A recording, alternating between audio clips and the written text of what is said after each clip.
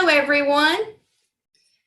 I want to take just a few minutes, the administrative team here at Barbourville and I, to talk with you about some of the issues that we want you to be aware of before we start back to school and some answers to some of your questions that you've had.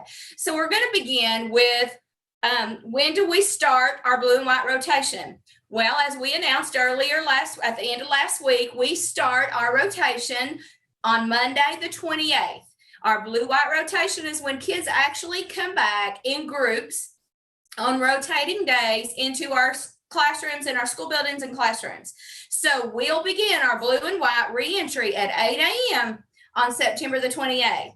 Now remember, you should have access to this calendar that is on our website as well as our Facebook page that shows you, if you're a blue student, what days that you will be here each of the months that are outlined here, and you will look at the white spots for those of you that are in the white groups. I want to remind you again that according to this calendar that you have access to, and if you need, just let one of us know and we'll be sure to get it to you, that the blue group will attend on Monday, Wednesday of the first week back, while our white group will be virtual on those days. Again, the blue group will be here in a seat on Monday and Wednesday of the week of the 28th. The white group on the week of the 28th will be in a seat on site on Tuesday, Thursday, and Friday for the first week. On the days that they're not in a seat, they will also be virtual.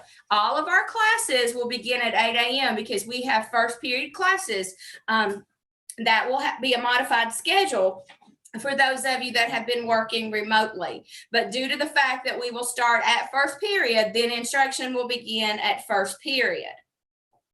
How does this apply to our virtual learners? Well, the difference for you that are full virtual, that will be staying home and learning from home on a regular basis, your schedule will be a little different because, again, we will begin at 8 a.m. each morning because we have kids in a seat. And your lunch and your breaks will be a little bit different because it'll be with your age, your class, your grade level. So those may be a little bit different as well, starting on the 28th. So again, blue-white will be in the building on a rotating schedule. All virtual will work from home and we'll begin all classes at 8 a.m. on each of those days. What locations, you might ask parents, for drop-off and pickups? Based on our Healthy at School guidelines, we will enter the building in different locations. So we're going to utilize additional entry points in order to keep those numbers down. So beginning on the 28th, students will be allowed to enter our buildings when you drop them off at 7:40 a.m. We realize that this is later than we normally do in a school year, but we cannot allow kids to gather socially. So our teachers have to already be in the classroom and students will go directly to the classrooms. So there's no need for them to be here early. And they will be able to do their grab and go, which we will explain to you for breakfast as well. But 7:40 a.m. will be the first entrance into the school building. And students will go directly to the classrooms, not to the cafeteria or gymnasium or any large gathering spot. So the drop-off location for students in K through 5 is at the old elementary entrance that we used to use on School Street. Again, if you have a student in kindergarten through 5th grade, they will be dropped off and or picked up at the old elementary entrance on School Street. When preschool starts, and we'll get you those dates, that's going to be very short and upcoming, and they're working individually with preschool parents. The location for the preschool drop-off will be at the end of the building. You will come into the new parking lot where the new entrance is, but you will unload there as you go into that door that comes out at the preschool end. So there'll be people there to help you as well. The location for middle school drop-offs is the old high school entrance. So again, you will enter through the new parking lot and you will drop off in the old high school entrance. We're going to have to start calling that the middle school entrance soon, but just want to make sure everybody knows where that's at. The high school The location for the high school drop-off will remain the same. It'll be at the Treadway Activity Center. So once again, parents, throughout this week, you'll hear us.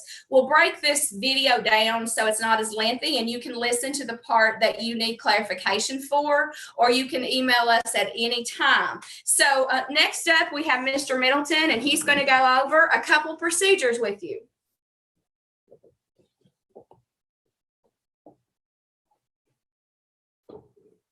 Thank you, Ms. Dixon. As Ms. Dixon said, some of the things that we're going to be going over is just some different procedures that we have in place here to follow our safe return to school guidelines. The question is, what are the safety and health checks and procedures that will be followed daily? One thing she touched on is we've added multiple entrances for students. She mentioned we've got the elementary students, they've got a specific place, the preschool does, the middle school has one, and the high school does. And that alleviates the in the past where we just had all students coming in one entrance. Also, students' temperatures will be taken before they exit the car. So parents, if you pull up and you've got your students and they're going to exit the car, we will take their temperatures first. And then you'll need to tell us, hey, they don't have any of the symptoms as far as the COVID checklist goes. And then we'll also be taking staff temperatures as well. Every morning when staff members come in, they'll take their temperature. They'll also go through the protocol of the safety checklist to make sure that we're all following the guidelines. Physical space in the classrooms, we've got those set up where they're 6 feet apart between the desks, not only in the classroom, but also in the hallways. We've got markers within the hallways showing, stay 6 feet apart, going to be monitored, be sure that students are 6 feet apart. Class sizes have been reduced. We've reduced those sizes based on the blue-white model Ms. Dixon spoke about earlier. You're going to have your blue students are going to be coming on Monday, Wednesday, and every other Friday, and then Tuesday, Thursday will be the white groups, and they'll also come every other Friday. So as she mentioned earlier, the first week, the blue team will be here on Monday, Wednesday, the white team will be here on Tuesday, Thursday, and Friday, and we'll also send some correspondence out with that as well. Common areas, we got a lot of common areas here. We've got the cafeteria, we've got the gymnasium, the library, and things of that nature. We have utilized the following masking and distancing guidelines for those as well. The only time really that you're not allowed to have a mask on is when you're eating and drinking. Other than that, masks are to be on. We're going to have the mask on during class time. The entire time teachers will have their mask on as well as following the social distancing guidelines. Now, special classes like PE and music class, that's been modified to ensure that we're meeting all these requirements as well. As I mentioned, students and staff alike will be wearing their masks for the duration of the school day, with the exception of when they're eating or drinking at lunch. And we've also set up some breaks in there, some masking breaks where we can actually take those students outside to give them a break from wearing the masks. We have those set up for elementary students, and we're also got some times built in for the middle school and high school students as well. Also, as I mentioned, there's going to be markings on the floor. They're going to be in place. It's just reminders to help keep social distancing. Students will not be in the hall area for an extended period of time. We're keeping them quickly. We're moving quickly. We're not going to give them an opportunity to gather and congregate. We're going to continue to wear a mask and keep the social distancing. We're going to encourage washing of hands, everything that we need to do to try to combat this COVID that we're going through right now. At this time, I think maybe we have Mr. Messer or Mr. Carey. It's actually Mr. Carey. He's up next, and he's going to address some questions and concerns that we've had brought to our attention as well.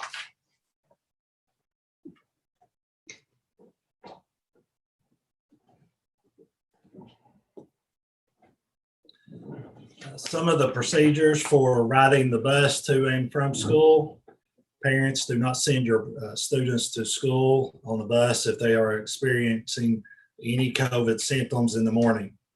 The bus monitor will check temperature before the students may board the bus. Students from the same household can sit together in the same seat on the bus. The bus will be loaded from the back to the front. You must sit where instructed with the monitor on the bus to allow compliance with the bus guidelines. Students and staff are required to wear a mask for the duration of the trip without removal. That's also to and from school, and also for any sporting event that may be taking place throughout the year. Hand sanitizer, when you get on the bus, there's hand sanitizer being placed on the bus, and you can use that upon loading and unloading. What can I bring to school? Only bring essential items. Do not bring items you do not need for daily classwork. Dixon has the blue bag that you got during Tiger tip-off.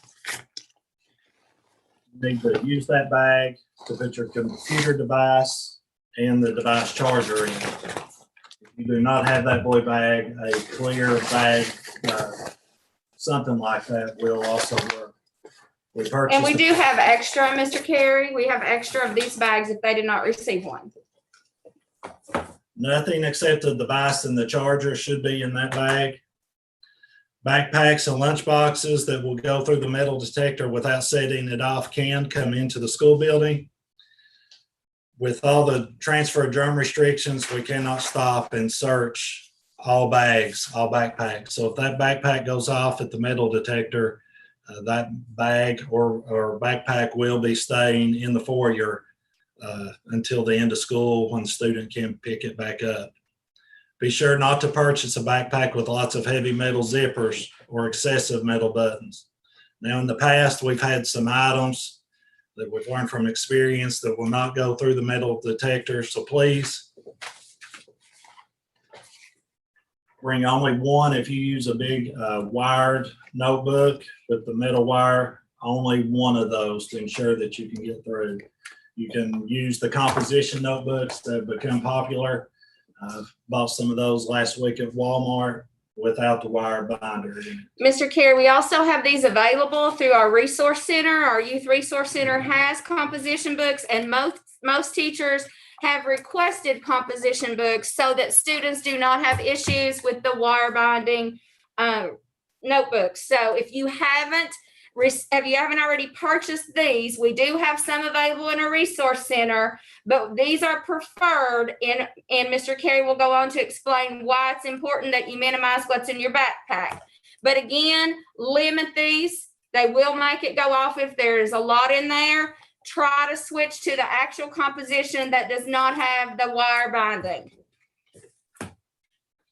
Also, some other things that have set the metal detector off, hard eyeglass cases.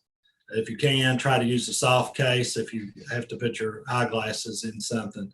Phones, you can place the phones on the table with a drawstring computer bag when you enter the school building.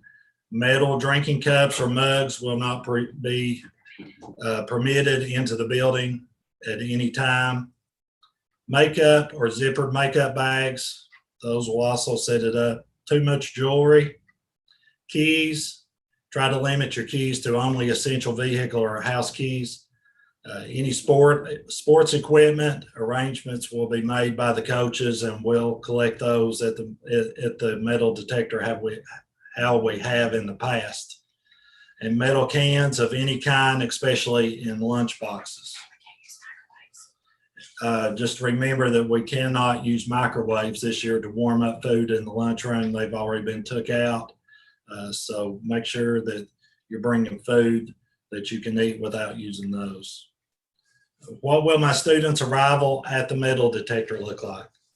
Students, you need to have your backpack on your back, computer, and your charger will be in the clear drawstring bag and handed to the staff member. The phone will be placed in a tray and slid through by the staff member, just like in the past. And now we'll have Mr. Messer come and talk about some other stuff.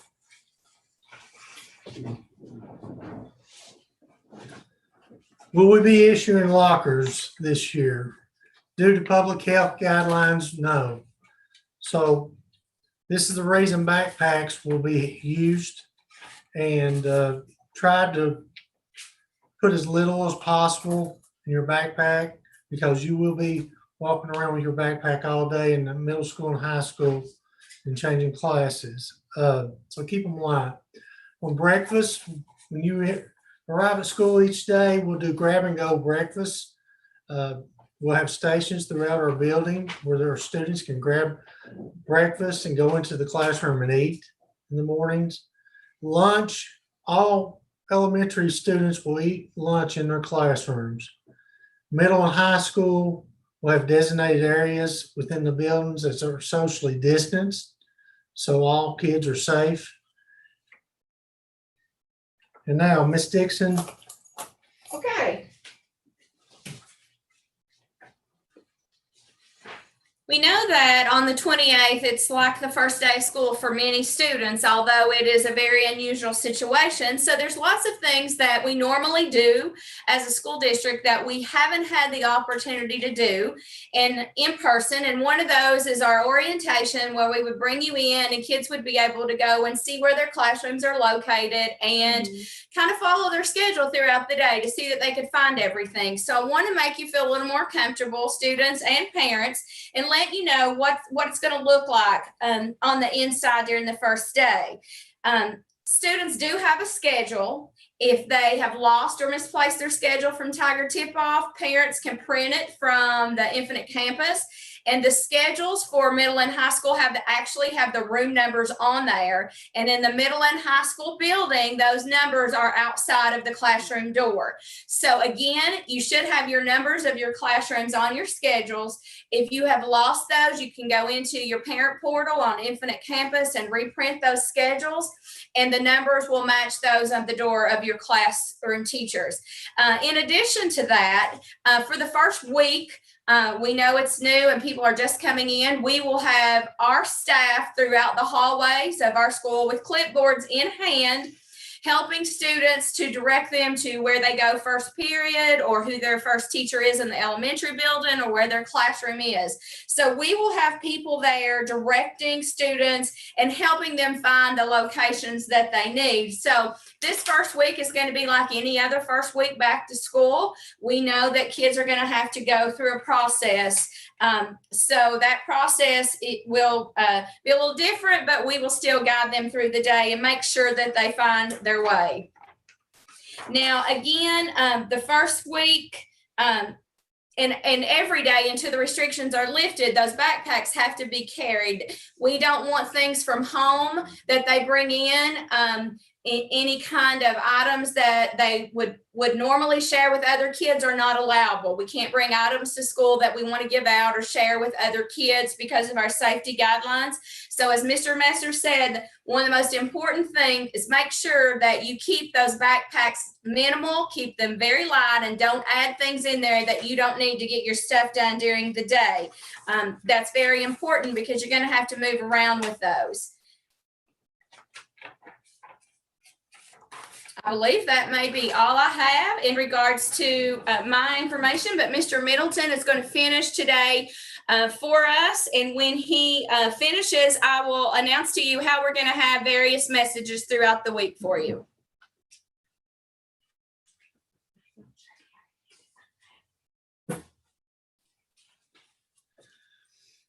Okay, one of the big questions that we've had and some current concerns that we've had is, will students be changing classes throughout the day?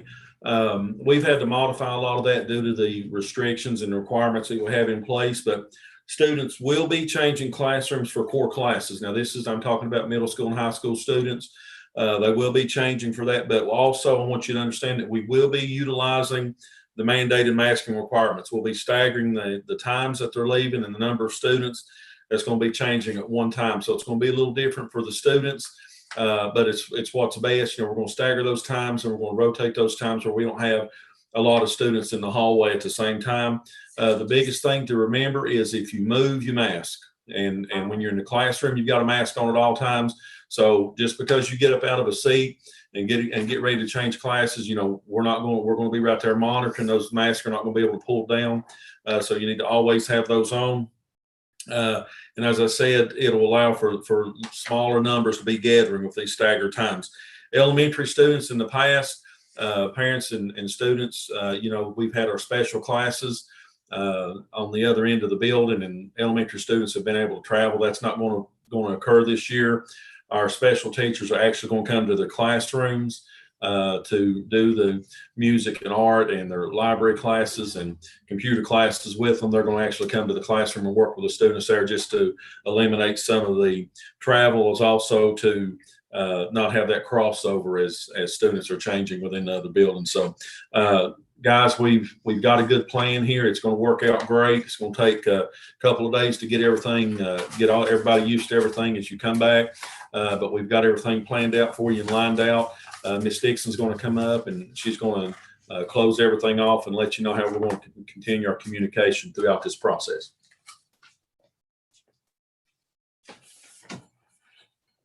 Thank you, Mr. Middleton. Just to recap very quickly, we do have a very thorough plan in place, and we know that it's important that we have a soft start, as we said in our last video presentation, to give us an opportunity with a smaller number of kids to make sure that we have everything lined out with our procedures and the way we're going to rotate our students back and forth, keeping in mind that we want to follow all of our guidelines and recommendations from public health for the safety of our students and our staff and our entire school community. So first thing I'm going to tell you is that you will be seeing information that we've discussed today in a shorter format that is going to be a flyer that's going to be bulleted every day. We're going to try to post some information that might be essential, same information we've shared from this video, but in a different format on our school web page, which is barbourvilleind.com. And also on the Barbourville City School, remember with this seal, it doesn't have the tiger in the middle, but it is this seal. That is the Facebook page where we house all of our current information. So we have the information available through this video, through our website, as well as our Facebook page. We're going to post this video, but we're also going to post flyers. That's just little short bullets for you. So with the last thing I would like to say is we've had some, but not all of our families to participate with a survey that lets us know your wishes for returning to a full week on-site instruction. We want to encourage all of our parents to go in and complete this survey. It will give us an idea of our planning process for reentry for all students. And parents, I want to again reinforce the fact that it is difficult to wear a mask all day, and we have to do that. So these 2 weeks are going to give students a way to break into doing that and give us as a staff an opportunity to review procedures. So there may be some minds change through what you would like and what you think we need to do as far as in class every day after this 2-week trial that we're running. So make sure to get your information in now, and we will also ask you to do that at the end in case there are some minds that change. So we'll have some pre and post data. I think we have close to 200 families that have already responded to our survey, and that is not enough for us to have valid information. So whether you want to come 5 days a week or you choose to do virtual, you still need to take this survey so that we know that all families are represented. We'll be starting making some phone calls at the end of the week to some of the families that we do not have the information from.